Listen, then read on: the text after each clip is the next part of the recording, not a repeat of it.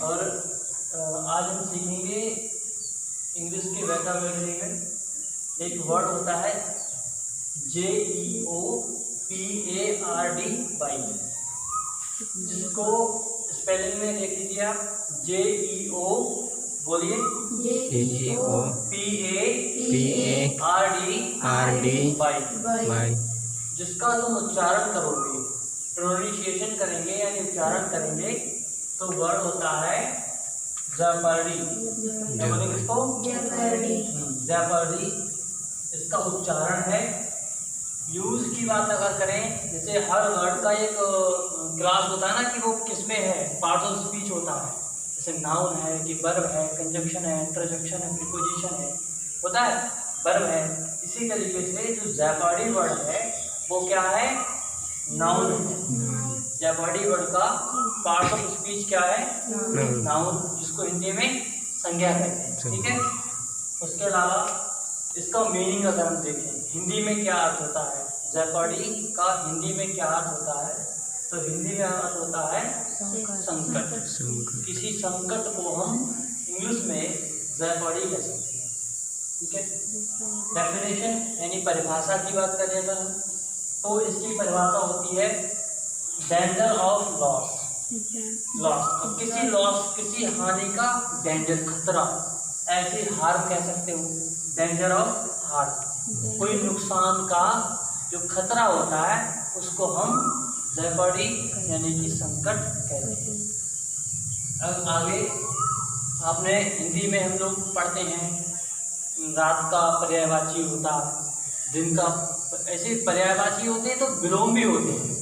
तो पर्यायवाची शब्द भी होते हैं और विलोम में। तो पर्यायवाची में अगर देखें हम तो जेपर्डी वर्ड का जो पर्यायवाची है इंग्लिश में जिसको सिनोनिम बोलते हैं, तो जेपर्डी का सिनोनिम कौन सा हो सकता है? जेपर्डी का सिनोनिम हो सकता है रिस्क। क्या हो सकता है? रिस्क। हम लोग बोलते भी हैं सामान्यतः रिस्क नहीं लेना है। ऐसे ही डेंजर भी इसका सिनोनिम है। आगे ट्रबल मीन्स भी परेशानी कहते हैं, मुसीबत कहते हैं। तो ये इसके पर्यायवाची शब्द हो जाते हैं। ऐसे ही पर्यायवाची के अलावा इसके जो एंटोनिम्स हैं, जो विलोम शब्द हैं, एंटोनिम में इसका विलोम शब्द होता है सेफ्टी, सुरक्षा यानी। ठीक है। इसके अलावा सिक्योरिटी, सेफ्टी, ये इसके उल्टे यानी विलोम का मतलब क्या होता है? उल्टे अर्थ रखने वाले शब्द, तो ये जेपर्डी का एंटोनिम हो जाएगा सेफ्टी और सिक्योरिटी। इसका हम सेंटेंस में अगर यूज करें, इंग्लिश के वाक्य में यूज करें अगर हम जेपर्डी वर्ड का, तो आप अच्छा ये बताओ, आपने पहले ये शब्द सुना था? नहीं सुना, इसीलिए नया शब्द सुना। जेपर्डी वर्ड का अगर जब आपने वो शब्द ही नहीं सुना है तो वाक्य में कैसे प्रयोग करोगे? हम आपको कैट वर्ड देंगे तो आप प्रयोग कर दोगे, मालूम है कैट, रन को बता दो कुछ भी, लेकिन जेपर्डी वर्ड ही नहीं सुना तो उसका यूज कैसे बताते हैं? सेंटेंस में जब आप प्रयोग करोगे तो इस तरीके से सेंटेंस क्रिएट होता है। Illegal import of Nepal T into country. जो इलीगल इंपोर्ट है, जो अवैध इंपोर्ट और एक्सपोर्ट, दो चीज़ें होती हैं देश में कि कोई चीज़ आती है, कोई चीज़ जाती है, आयात निर्यात जिसको बोलते हैं।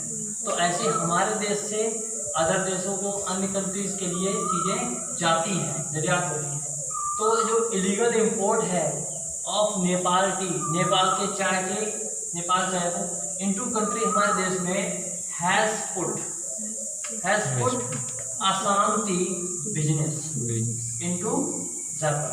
देखो प्रयोग हो गया कि असम टी जो बिजनेस है, असम हमारे देश का एक राज्य है, तो असम चाय का जो बिजनेस है असम में, वो बिजनेस जेपर्डी में पड़ गया, खतरे में पड़ गया, संकट में पड़ गया है। क्यों? क्योंकि चाय का इलीगल इंपोर्ट होने लगा है। चाय का इलीगल इंपोर्ट मतलब होता है अवैध तरीके से किसी चीज को मंगवाना, भेजना हो सकता। ठीक है।